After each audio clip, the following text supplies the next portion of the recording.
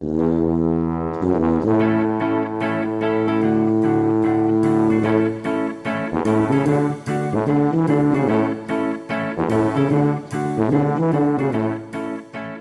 morning, and welcome to the Mental Breakdown Morning Show. I'm Dr. Bernie Wilkinson. I'm Dr. Richard Marshall. And it's a wonderful... Tuesday. Oh, I almost said wonderful Wednesday, but it's actually Tuesday. Wishful thinking. That's right. Wonderful Tuesday. Terrific Tuesday. Yesterday seemed like a very long day, but it wasn't long enough for 2 days. Right. So it's still just Tuesday today. Still Tuesday. Right. Did you do all right last night? I did. Did very well last night, Did actually. you? I did. Mm-hmm. You kept to hungry your plan. this morning, but I did real well last night. That happens. Right. I went out to go for a run last night when I got home. Mm-hmm. I was like, you know what? I'm going to go. I want to do a few, I was going to try to do 3 miles.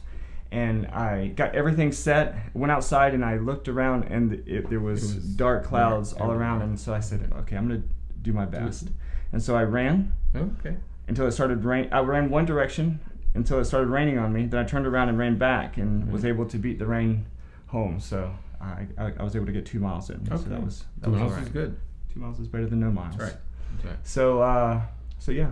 So we both stuck with it last night. Did okay last night. Not bad. Yep. Not bad.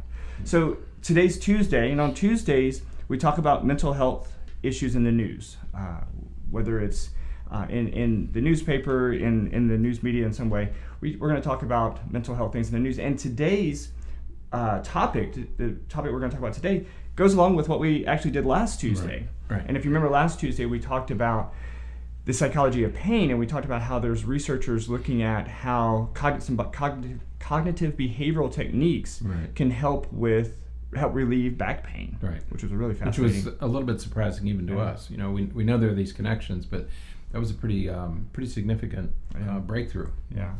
Using these kind of therapies for what we typically think of as physiologic manifestations. Yeah. So this week's article that we're going to talk about is sort of similarly concerning. This one makes a little bit more. I think that we could have gotten there just as easily if we, just thinking about things and everything. But there was a study done. This one was also done in the UK. Is that in England, right? But there's an article published in the Evening Standard from today that says, so today is the 20th, September 20th, from today that says that anxious men are twice as likely to die from cancer. Right. And that's pretty concerning. Because of course we talk about all kinds of carcinogens and teratogens and everything that can potentially lead to cancer and cause cancer, different types of environmental toxins. Right. And in this study, they found that, of course, especially those with severe anxiety, are at a significantly increased risk for dying from cancer. Right. And this is from a 15-year survey study that they did.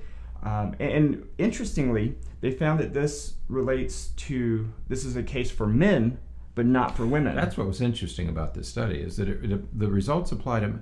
Now, they applied to men but not to women, but were women included in the study? Yes. Okay, so they studied men and women, but only found... Right. The only finding was in men. Right.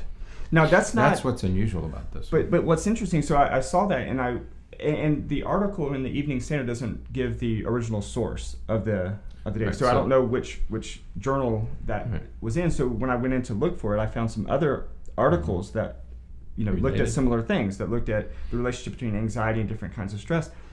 And interestingly, a lot of the researchers that have found no relationship between anxiety and cancer were studying women. So it was a study of ovarian cancer risk for women with anxiety, and they found no relationship.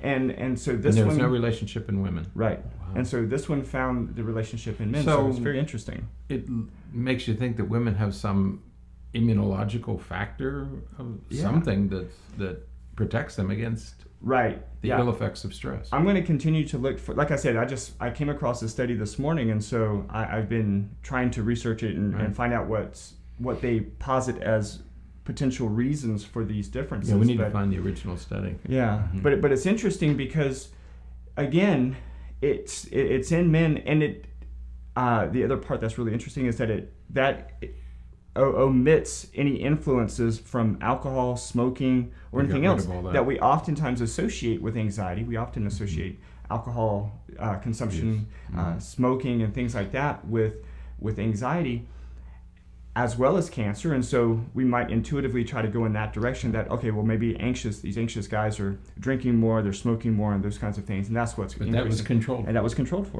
Okay. And so that did not seem to be a mediating factor in the study. Now, how did they define anxiety in this one?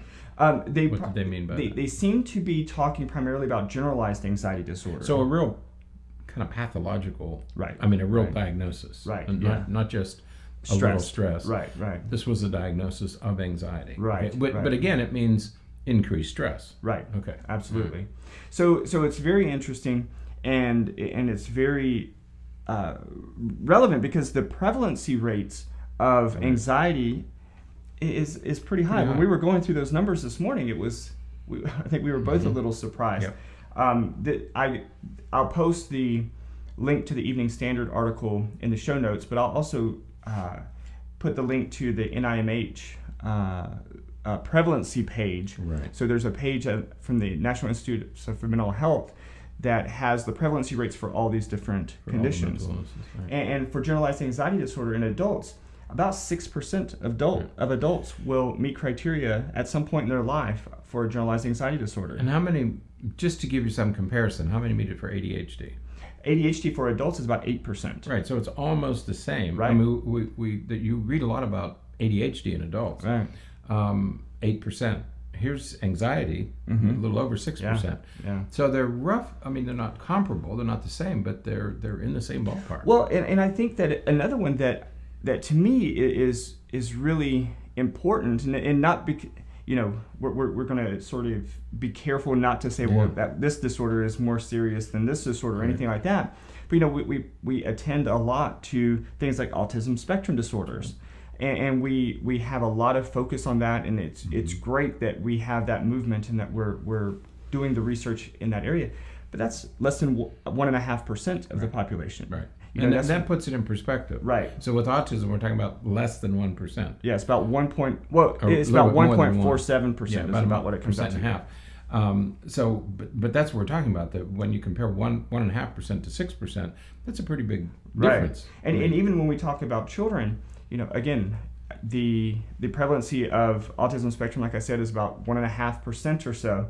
But when you look at anxiety disorders in children, across the different types of anxiety disorders, the prevalency rate ranges anywhere from 1% for generalized anxiety disorder, all the way up to 15% for a specific phobia. That's right. And most of it, because most of us have phobias. Right. We're afraid of spiders, right, but we don't have generalized anxiety disorder. Right. We're afraid of snakes, but we're not afraid to go out and mingle in a mall. But about 5.5% of kids and adolescents suffer from social anxiety, which is a pretty serious. Right. Because where are they expected to go every day?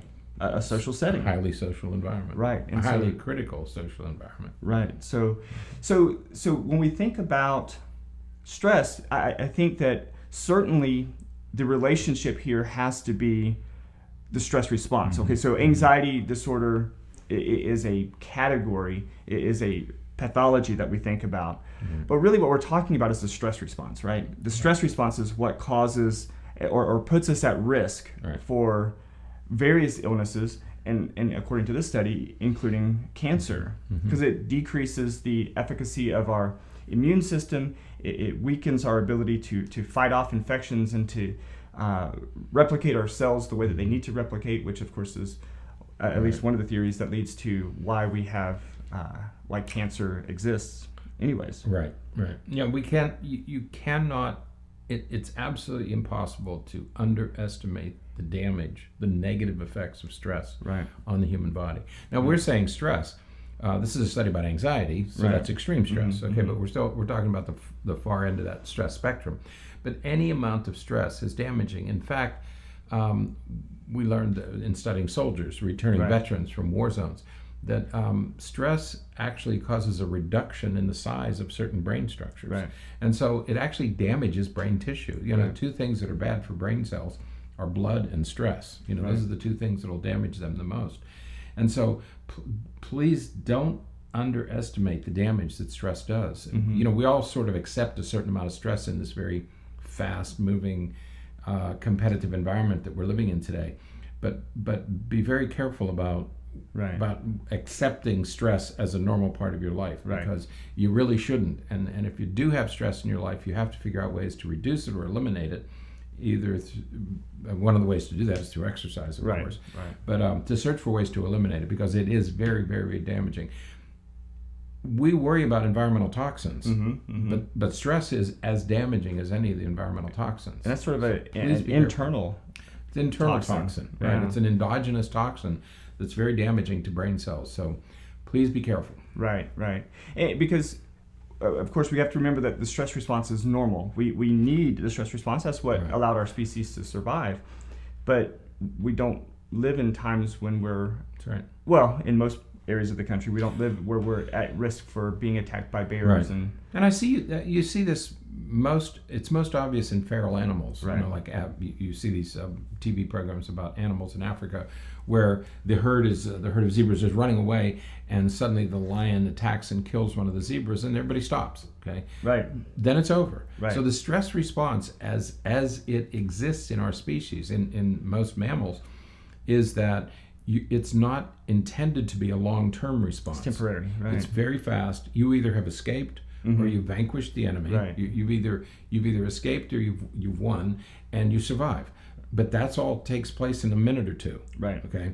It's not meant to go on for the day or days or weeks. And that's what we're doing. We're subjecting our body to chronic low intensity stress, but it's still damaging. Right. And there was the book, right, that why don't zebras get ulcers? Why zebras don't get ulcers? Right, and that's why, because when they experience that stress response, it's momentary. Right. And once the lion gets what it wants, you can see in film, you can see other zebras are walking right around the lions, and there's absolutely no anxiety or stress. Relative, right? But there's no stress because the event is over. Yeah. The fear is gone. Did you watch the new Jungle Book movie? Not yet. Okay, there's a scene in the Jungle Book movie that's so interesting because the animals are going to the watering hole, and it's so funny because we think about, like, we see film on National Geographic and Discovery and everything, where these predators and prey are all drinking from the same water hole, and it's like, how does that happen? Right. And in the movie, the animals, of course, are talking, and they are talking about how this is a neutral zone. Right. We're not allowed to do anything in the watering hole, and that's interesting because that's sort of what we see in nature, though. We don't think that the animals are communicating with each other like that. But no, but what the zebra, the zebra is the prey, the lion is the predator. What the zebra is seeing is the lion. There's no indication from the lion that the lion is ready to feed. Right. Okay. So as long as they don't see those signs, because when a lion feeds, the morphology of a kill is always the same. Right. So zebras have come to recognize this is predatory behavior. This is just getting a drink of water. Right. There's no fear here. But when he does this, you got to start running. Yeah. Okay? That's and the zebras know that. So. Yeah. But that's funny, is it? Yeah. Watering holes are neutral. Yeah, watering holes are neutral zones. No messing with each other there. So. Right. But all of this leads to sort of our suggestions for the day. And yesterday.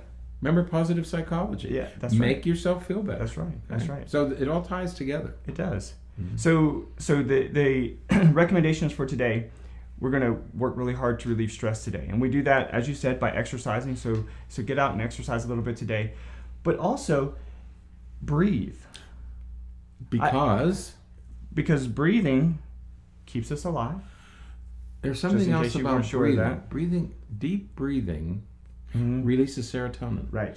Deep breathing helps you to release serotonin, and serotonin is what helps you deal with these stress factors. So there's a physiologic response from deep breathing. So do the deep breathing. And you you can feel it. I've got a little in my throat. You can feel it when you take a deep breath. So most of us we take a deep breath and we're like, okay, that's pretty good. But if you take a breath almost as deep as you feel like you can go, and then one more time, you can feel your lungs completely get filled. And it's, when you do that, our body is an amazing machine, because as soon as you do that, those chemicals begin to get released that help calm the stress and bring you down, so that you're not as anxious. That it's a great strategy.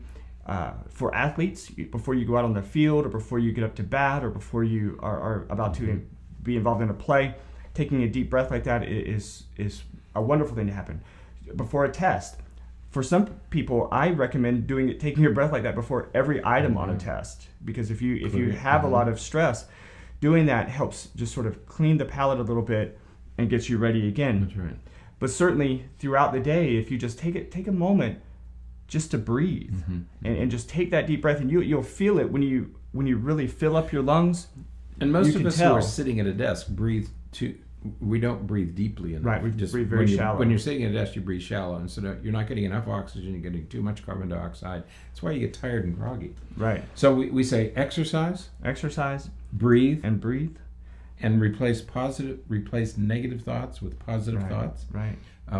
We talked about yesterday.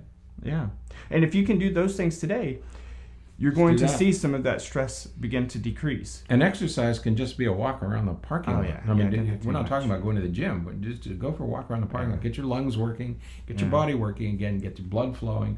Replace that poorly oxygenated blood with rich oxygenated blood. You're going to feel better. And breathing like that while you're walking, perfect great stuff. Two for one. Stuff. Yeah. So, all right. Give that a shot. Give it a try. Let us know what you think. Send us a message. Send us questions. Tomorrow is Letter from the Listener Day, so we have a great one for tomorrow. So we will talk to you then. Have a great day. Stay happy and healthy, and we'll talk to you tomorrow. Bye-bye.